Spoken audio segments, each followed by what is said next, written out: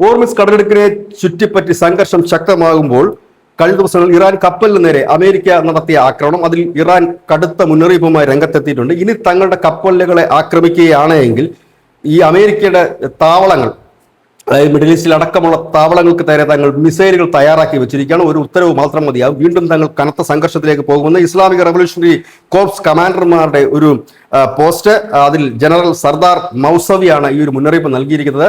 തങ്ങൾ അത് സജ്ജമായി കഴിഞ്ഞിരിക്കുന്നു. ഇനി കപ്പലുകൾക്ക് നേരെ ആക്രമണം ഉണ്ടായിക്കഴിഞ്ഞാൽ സ്വാഭാവികമായി തന്നെ യു എസ് താവളങ്ങൾ, നമുക്കറിയാം മിഡിൽ ഈസ്റ്റിൽ ആകമാനം യു എസ് താവളങ്ങളുണ്ട്, ആ യു എസ് താവളങ്ങളിൽ തങ്ങൾ വീണ്ടും ആക്രമണം നടത്തുമെന്നാണ് ഇപ്പോൾ ഇറാൻ അറിയിച്ചിരിക്കുന്നത്. ഇതോടുകൂടി തന്നെ പശ്ചിമേഷ്യയിലെ ഈ ഇപ്പോൾ ഉണ്ടായിരിക്കുന്ന ഒരു കുറച്ച് സമാധാനം, എങ്കിലും ഇടയ്ക്കിടയ്ക്ക് കപ്പലുകൾ ആക്രമിക്കുന്നുണ്ട്, വെടിവെപ്പ് പരസ്പരം നടത്തുന്നുണ്ട്, എങ്കിലും ഒരു വെടിനിർത്തൽ എന്ന ഒരു രീതിയിലേക്ക് പകുതിയെങ്കിലും പോയിരിക്കുന്ന ഒരു സാഹചര്യമാണ്. ആ സാഹചര്യം വീണ്ടും യുദ്ധത്തിലേക്ക് നീങ്ങാനുള്ള സാഹചര്യം കൂടുതൽ കടുത്തതായി മാറുന്നു. News desk.